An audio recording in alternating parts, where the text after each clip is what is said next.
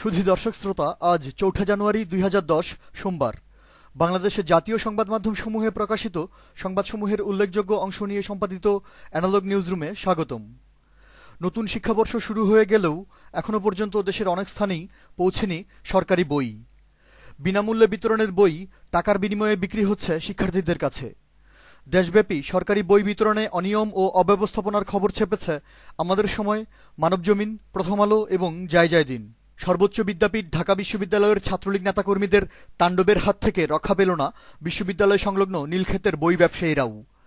F Rahman হলের ছাত্রলীগ ক্যাডারদের চাঁদাবাজির শিকার হয়ে ব্যবসায়ীরা প্রতিবাদ জানানোর পর সৃষ্ট সংঘর্ষে উভয় পক্ষের কমপক্ষে ১০ জন আহত হওয়ার সংবাদ এসেছে ভোরের কাগজ, যুগান্তর, আমার দেশ, নয়াদিগন্ত এবং প্রথম আলোতে।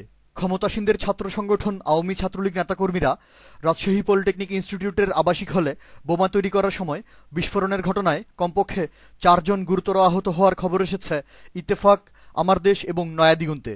জগন্নাথ বিশ্ববিদ্যালয়ের একজন ছাত্রলীগ নেতা অস্ত্রসহ আটক হওয়ার সংবাদ। জাহাঙ্গীরনগর বিশ্ববিদ্যালয়ে ছাত্রলীগের দুই গ্রুপের মারামারির পর সৃষ্ট উত্তেজনাকর পরিস্থিতির খবর।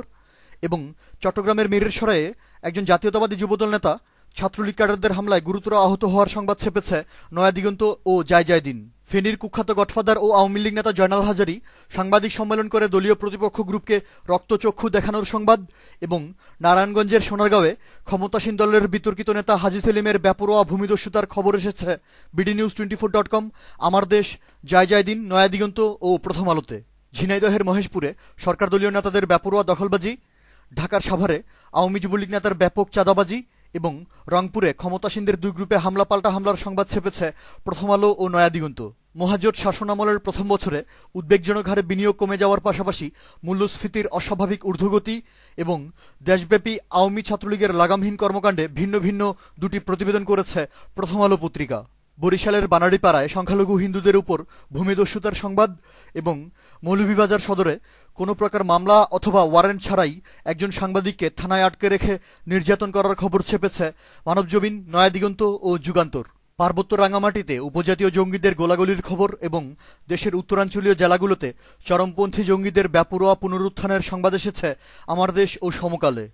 ঢাকা মেডিকেল কলেজ হাসপাতালে ক্ষমতাসীন নেতাদের ব্যাপক নিয়োগ বাণিজ্য এবং রাজশাহী মহানগরীর বিভিন্ন শিক্ষা প্রতিষ্ঠানে আওয়ামী লীগ নেতাদের নির্লজ্জ ভর্তি বাণিজ্যের খবর ছেপেছে প্রথম আলো ও জয় দিন।